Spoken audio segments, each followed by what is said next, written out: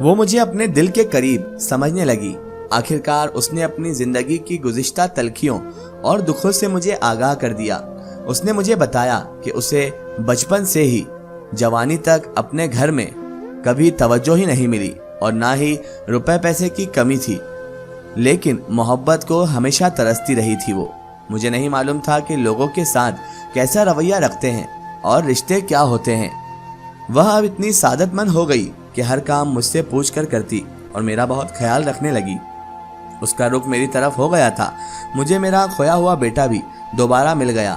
اب وہ آفس سے آ کر پہلے کی طرح میرے کمرے میں بیٹھ جاتا ہے، کچھ دیر باتیں کرتا ہے، طبیعت پوچھتا ہے، دوائیاں لانے کو کہتا، زائدہ سے بھی کہتا ہے کہ امی کا بہت خیال رکھا کرو، ماریا سے کہتا ہے کہ وقت پر دوا کھلایا کرو، جب بھی باہر کھانے کے لیے جاتے تو میرے لیے بھی پیک کروا کر کچھ نہ کچھ لے آتے۔ اب اسے زاہدہ کی شادی کی فکر بھی تھی۔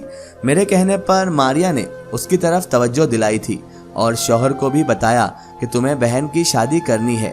عمران نے ایک دو دوست سے بات کی اور پھر ایک دوست کے ذریعے ہی بات چیت طے ہو گئی۔ ایک دوست کے ذریعے ہی زاہدہ کے لیے ایک اچھا رشتہ مل گیا۔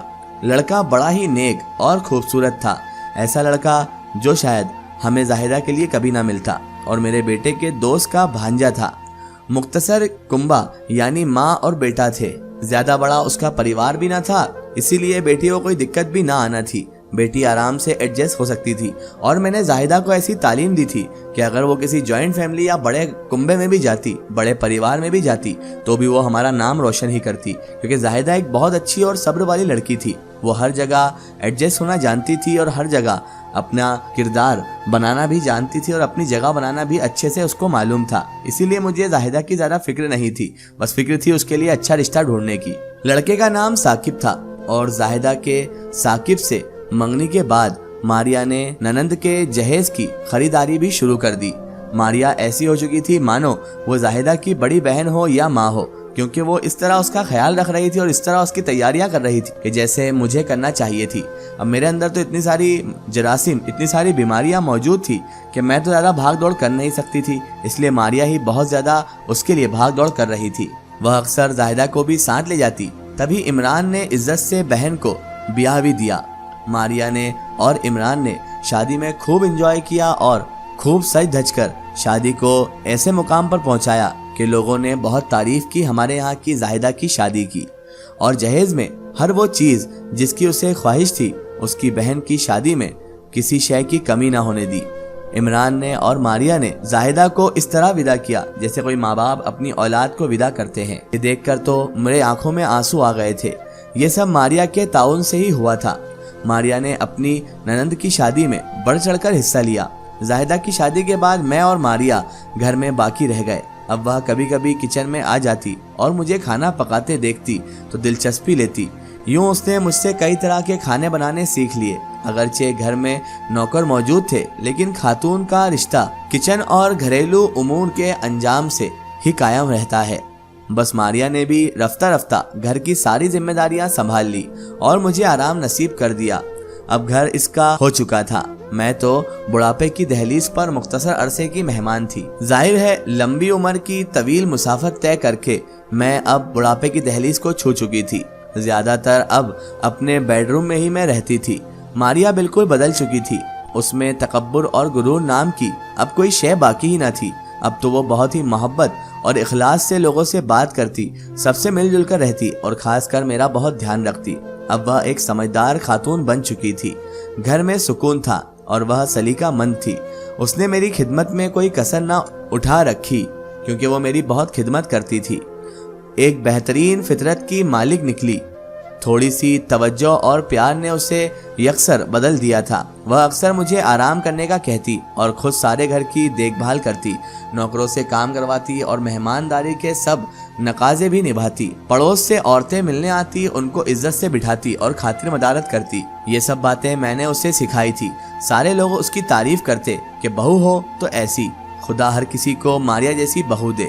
ایک روز میری طبیعت زیادہ خراب ہو گئی اور وہ ایسے روئی جیسے کہ میں اس کی ماں ہوں۔ ماریا اپنے والدین کے گھر غیروں کی طرح بے سکون رہی تھی۔ اب وہ اپنے گھر میں بہت سکون محسوس کرتی تھی۔ خاص طور پر میرے ساتھ۔ مجھے ذرا سا کام بھی ہوتا تو فوراً ہاسپٹل لے کر چلے جاتی، پریشان ہو جاتی۔ زاہدہ تو اپنے گھر آباد تھی اور اس کی ساس غصے کی تیز تھی، لیکن میری بیٹی صبر والی تھی اور اس نے مجھ سے ہی تربیت لی تھی۔ وہاں بھی اس نے ساس کا دل جیت لیا، جس کی وجہ سے شوہر اس کی قدر کرنے لگا تھا۔ جن دنوں میں بیمار تھی، ماریا اپنے ہاتھ سے پرہیزی کھانا بنا کر مجھے کھلاتی، کہتی امی جان زاہدہ تو اپنے گھر میں ہے، روز نہیں آ سکتی، اب میں ہی آپ کی بیٹی ہوں، دعا مانگتی رہتی ہوں کہ خدا کرے آپ کو کبھی کچھ نہ ہو، ہم کو آپ کی ضرورت ہے، آپ ہمیشہ ہمارے سر پر سلامت رہیں۔ اس کی یہ بات گویا مجھے بیمار کی زندگی بڑھا دیتی تھی۔ میں اس کو مسکرا کر ڈھیروں دعائیں دیتی۔ شادی کے 2 سال بعد اللہ نے ماریا کو یکے بعد دیگرے 2 بچوں سے نواز دیا۔ اب ہماری فیملی مکمل ہو چکی تھی۔ میں پوتے اور پوتی کو دیکھ کر خوش ہوتی اور سوچتی اب اگر کامران زندہ ہوتے تو کیا اپنے آپ میں کتنا خوشی محسوس کرتے، اپنے خوشحال گھرانے کو دیکھ کر ان کا دل کتنا شاد ہوتا۔ ماریا کو اپنا بچپن یاد آتا تھا۔ وہ بچوں پر بہت توجہ دیتی تھی، نوکروں کے حوالے کرنے کی بجائے اپنا آرام چھوڑ کر بچوں کے سارے کام وہ خود اپنے ہاتھوں سے انجام دیتی تھی۔ عمران تو پہلے ہی ماریا سے محبت کرتا تھا، بچوں کی وجہ سے یہ پیار اور بھی مضبوط ہو گیا تھا۔ زاہدہ پہلے تو اپنے گھر میں خوش اور خرم تھی، اچانک اس کے خاوند کی ملازمت جاتی رہی اور اس کی زندگی میں رفتہ رفتہ پریشانیاں بڑھتی گئی۔ جب آتی خاموش اور بجھی بجھی ہوتی۔ تبھی ماریا نے اس سے پوچھا کیا پریشانی ہے زاہدہ، کچھ تو بتاؤ۔ پہل تو زاہدہ نے کچھ نہ بتایا، لیکن ایک روز اپنی بھابھی کے اصرار پر بتا دیا کہ سال بھر سے ثاقب بے روزگار ہیں اور بچوں کے اخراجات پورے نہیں ہو رہے، ساس ملازمت کرنے کی اجازت نہیں دے رہی، ان کا کہنا ہے کہ میں تمہارے بچے نہیں سنبھال سکتی۔ ماریا نے زاہدہ کے خاوند سے بات کی اور اسے اپنے والد سے کہہ کر ایک بہت ہی اچھی ملازمت پر رکھوا دیا، ایک بہت اچھا کام دلوا دیا۔ اس طرح میری بیٹی کے گھر کے فاقے بھی مٹ گئے اور دوبارہ خوشحالی اور سکون میسر آ گیا۔ زاہدہ نے بھابھی کو دعائیں دی، کہتی تھی امی جان اصل کریڈٹ تو آپ کو جاتا ہے جو ہم کو صحیح سمت پر چلایا، اور آج ہم سب اگر خوشیوں سے ہم کنار ہوئے ہیں تو آپ کی وجہ سے۔ اگر آپ ہم کو صبر اور اچھے اخلاق کے بجائے لڑائی جھگڑے لگائی بجھائی میں ڈال دیتی تو نفرت کی آگ میں ہم جل چکے ہوتے۔ زاہدہ کہتی ہے کہ آپ کی اچھی تربیت نے آج ہم کو زندگی کا ہر موڑ بآسانی عبور کروا دیا ہے۔ میں اس کی باتیں سن کر مسکراتی۔